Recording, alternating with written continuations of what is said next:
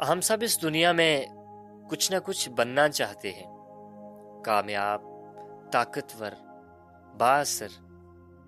لیکن کیا کبھی سوچا ہے کہ اللہ کی نظر میں سب سے بہترین انسان کون ہوتا ہے؟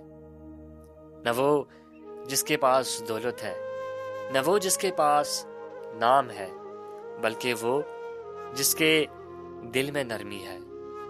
بہترین انسان وہ ہے جو کسی کے ٹوٹے دل کو جوڑ دے، جو غصے میں بھی انصاف کرے اور طاقت میں بھی معاف کر دے۔ وہ جو بولنے سے پہلے سوچتا ہے کہ میرا لفظ کسی کے دل کو چیر نہ دے۔ وہ جو دینے میں سکون پاتا ہے اور لینے میں شرمندگی محسوس کرتا ہے۔